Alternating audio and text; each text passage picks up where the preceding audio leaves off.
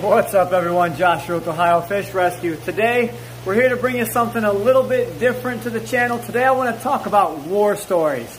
These aren't just, actual war stories. We're talking about war stories involving fish and equipment. Because sometimes aquarium equipment goes faulty and you've got these just crazy stories of stuff happening and crazy stories of fish. We've been in the hobby for a very long time, so we have some pretty fun stories to share with you.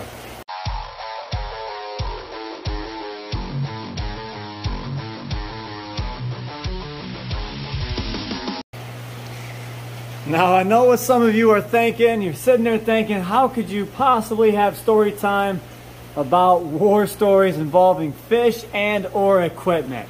Well, let me tell you, this one's pretty good. Some of you guys might have even heard it before, but I don't know. I think one of them were talked about on a live stream before, but you know what? There's some of them. We've got a whole book of different stories and stuff that we can tell about different things that's happened throughout our whole career as fish keepers. And the first one that comes to mind for a fish involves an alligator gar. So I'd say probably about 12, 13 years ago, we were living at the old house. This was way before Ohio Fish Rescue was even a thing.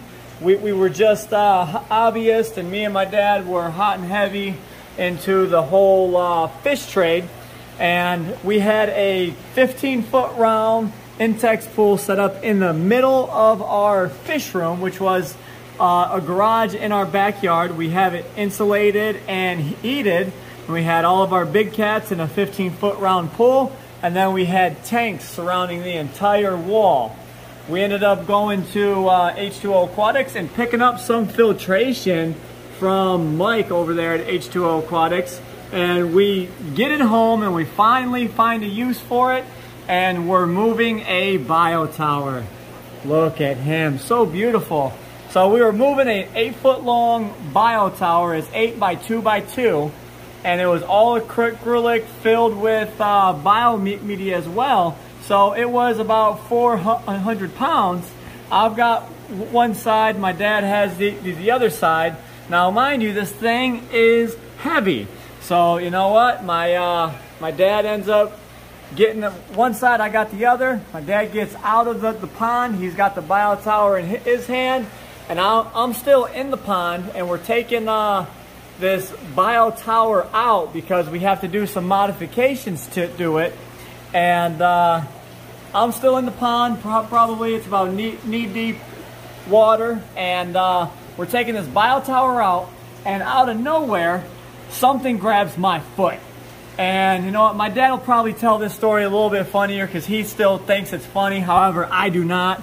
But I look down and I see something has got me in the water. Now, let me get over here in the light. So I look down at my foot, and there is an alligator gar. He clamped onto my foot like this, his top row and his bottom row, right around my foot right there. And he's just thrashing back and forth, back and forth. He's trying to do the death roll. That's why they get the name of an alligator gar, because they tried doing the death roll and actually ripping a chunk out of their prey. Now this was a little bit over 3-foot gar, so he definitely had some teeth. And these guys have 2 rows of razor sharp teeth, and they are nothing to mess with. So my dad thinks I'm joking. And he's yelling at me to, quit messing around. This thing's heavy. And we ended up getting the bio tower out of the pond. I ended up kicking the gar off of me. And my dad doesn't believe me until I pull my foot up out of the water and it just starts leaking blood. I wish I could find the old photo of it, but I think it got lost on my old laptop. But yeah, that was pretty gruesome and nasty, and I've always been weary of alligator gars ever since, because that was a little bit of a traumatic experience there with these gars. And whenever you get in the pond, they always come up and check you out, and some of them have some attitudes on them, and they're not scared of nothing. This guy here is well over 32 inches. He's getting closer to the 36-inch mark. if you guys can see here, these are 12-inch tiles, and he's almost touching over here, I'd say. No, he's down to about there. He's kind of turned a bit too. But when he's laying on the bottom, he touches this tile, and he comes over here, and he's touching like right here. So he's probably 35 inches, I would say, but he's girthy, he's fat. Same thing with this other one. Where is he at? He's over in this back corner. This is a semi-short body. He's not as long, but they both have an attitude on them. Now out there in the monster pond, it's dark right now, so I can't show you, but we have one, a short body that's over 4 foot long, and that thing has the head of a 6 foot footer, and the teeth on those things are just ridiculous. Let me see if I can look at that. Look at those teeth. My goodness. Now just imagine that clamped onto your foot. That would not be a fun time. So yeah, that's one war story about the alligator gar. So I've always been weary about them ever since then. I'll always shoo them away. I won't let the alligator gar sit by my feet anymore. And yeah, so whenever we get in the monster ponder, tank with gar, you best believe it, your boy Josh is watching them gar, because he did get brutally attacked by an over 3 foot alligator gar. I can only imagine one of these things that, you know, I don't know, 7 foot long. My God, the damage it could do. All right, you guys are now thinking, you're like, all right, that first story wasn't so bad. What else do you got for me? Well, let me tell you, we're just getting started here. So this next one involves aquarium, what do you want to call it? Equipment. Let's say aquarium equipment. Now, you know, some of you guys have probably gotten zapped. You've gotten shocked in the water because, you know, a wire's exposed, or, you know, the fish are chewing on the wires, and you're barefoot and you stick your finger in the tank and you get a little zap, and you're like, oh, that hurt. Crap, now we got to buy a new heater, or your pump's short now. And you know, that definitely sucks, but I think I've got that one topped. So, you know, what's the one thing that a majority of fish keepers, and I say a majority because we, however, do not use them very often, but a majority of fish keepers do use what are called aquarium heaters, and they are electric, you know, heaters you plug into the wall. They're inside of a tube. Most of the time it's a heated coil with a piece of glass around it. But once you start getting into the more expensive heaters, you start getting into metal heaters. And what's the best ones? Titanium, because they don't rust and they are great conductors. So yes, this one is about aquarium heaters, just like this one right here. This is a titanium aquarium heater. However, this is titanium with a piece of glass around it.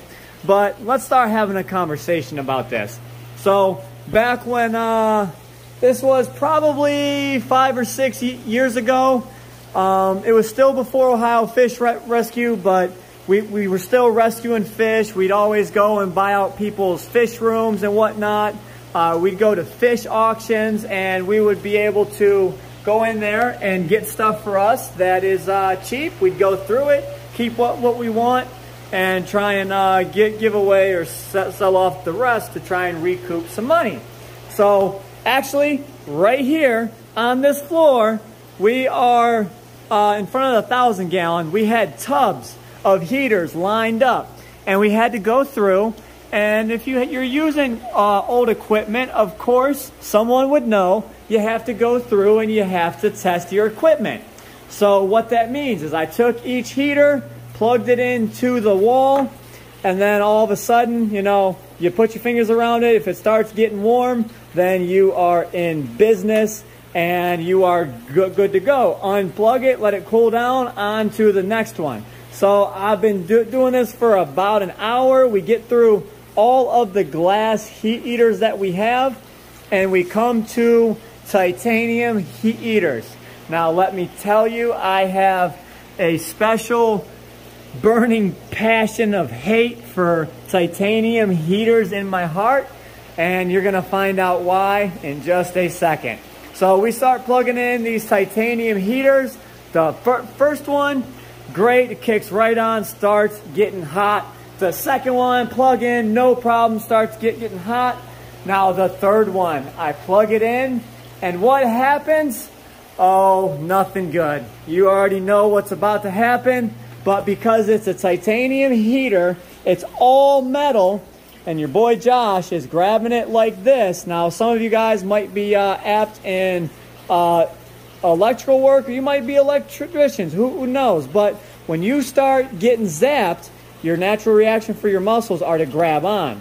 So I'm grabbing this titanium heater. Now it's a 500 watt titanium heater, and I'm grabbing it like this, seeing if it's warm. It starts shocking the hell out of me. My muscles tense up. I grab this heater. I can't yell. I can't do nothing. I'm sitting here. I'm jumping up and down. I'm trying to get my dad's attention. He looks over at me. He's like, what in the hell's wrong with you, boy? And then he realizes I'm getting zapped. So he hurry up, runs over to the wall, and trips the breaker, to where I proceed to take this titanium heater and whip it across the room. It smacks the wall, and it bent this titanium heater to look like a boomerang. Now, we did save this titanium heater for the story purposes, but since we've moved so much crap around, I have not been able to find this titanium heater. But I do think this is a great story to share with everyone, because it is a brutal one. So we wanted to hang the titanium heater up on the wall just to share this story with everyone and be able to share our experiences. Let everyone know, never grab onto your heaters like Josh did. That is a bad idea. That's like grabbing Mr. Tesla here and just letting them shock you.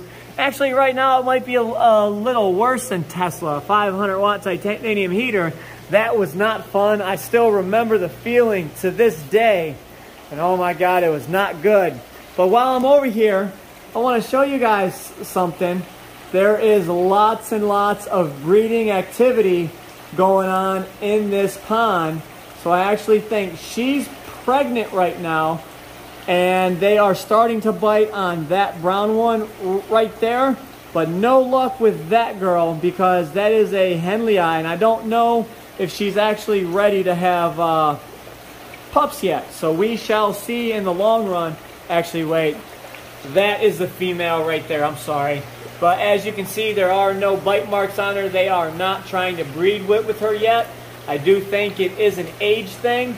But this girl right here has been super duper hungry, and I think that is a sign of breeding. Because you know what? There's normal feeding, and then you can tell when your fish are just going above and beyond. And normally, oh, someone's getting into it right there. So we've been feeding this pond every night, expecting these rays soon to be parents. So you know when they start getting pregnant and breeding, you have to feed them in excess to be able to give them the right nutrition to be able to provide for the babies and develop good-looking stingrays. You guys might notice that our boy Hubert, the one and only, is back in this dog bone tank. Whatever he had is past him. He is not going after people anymore, but like I said, I do think it is to do with him trying to breed.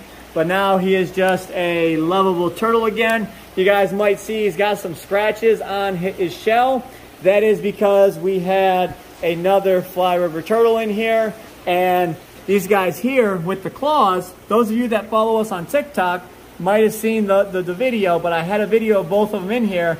They were just on top of each other. They weren't biting or trying to fight, but their claws were digging into each other and actually ripping the skin off the shell. You can see that there's some flaking off there. So I had to split them up, and now Hubert can heal up once again. But man, is he a beautiful little guy. I'm so glad to have him back in this tank. It's a great time having him center of attention. He's always coming up trying to say hi, so super cool. You know, since we got the tortoises over in that tortoise enclosure over there, this cage is going to come down. I don't have time for it tonight, but maybe the next time I'm over, I will get this done, or this weekend. So now it'll open this whole area up to looking a lot nicer. And let me tell you, we have some exciting stuff coming up. We actually just had a tank donated to us, which we're gonna have to make a trip and go get. It's going to be a long haul, but it should be a fun one, but it's gonna allow us to upgrade quite a bit. So super excited about that. And we will definitely let you guys know what that is in just a short amount of time. But yeah, back to the war stories. So I told you guys one about the fish. I told you one about the equipment. Let's go one about, let's say, a fly river turtle. So back for my 16th birthday, I got my original fly river turtle as a birthday gift from my dad because I really wanted one. And this was before that they were banned. You used to be able to buy them way back in the day. So for my 16th birthday, I got a fly river turtle. His name was Nibbler because he loved to do this thing where he'd come up, he'd open that cute little mouth of his, and he'd just want my toe in his mouth for no good reason. I didn't understand it, but I was in this tank here cleaning the glass. Every time I was in there, he wanted to come up and either have the side of my foot, my toe, my hands just in his mouth. He'd never bit down. He was just, I don't know, he was just Nibbler. That's how he got the name, because he was always trying to nibble on you. So we named him Nibbler. Soon, shortly after, Mr. Nibbler was in the tank, and he was, you know, doing his normal Nibbler things.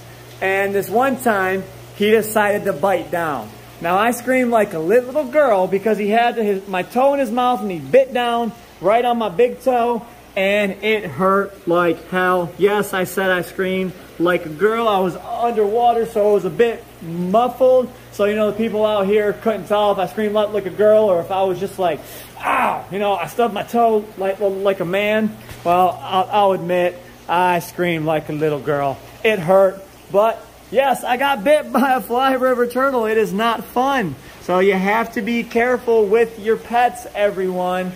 Just because, you know them, you always have to be cautious because you never know what can happen. These are, you know, wild animals and whatnot. And you can't really talk to them and say, Hubert, all right, don't bite me, bud. Well, I mean, you could talk to them, but you know what? People might think you're weird. But look at that cute face. Such a cutie. All right, so that is 3 war stories for now. I will do this story time again, and I will go into more stories about more fish, more equipment, more great stories for you guys to listen in on and follow along with, and maybe have a laugh or two. So I hope you guys enjoyed today's video. If you want to see more crazy adventures with the Ohio Fish Rescue, be sure to hit that subscribe button. But one last thing before we go. So it's almost Christmas time. I would like to ask you guys a favor. So we are at 135,000 people. I know it's a long shot, but say, hey, if we can get half of our people to go in and have one friend subscribe to our channel, or tell friends who aren't, know about us to go and subscribe to the channel. Is it possible we can get to, 150,000 by Christmas time? It would be awesome if we actually got half of our people to do it and we got to 200,000. That would be great. But please, guys, do share the channel. Tell your friends about us. That's how we can keep making awesome videos, rescuing more fish, and putting out awesome content for you guys. So I hope you enjoyed today's video. As always, stay fishy, my friends.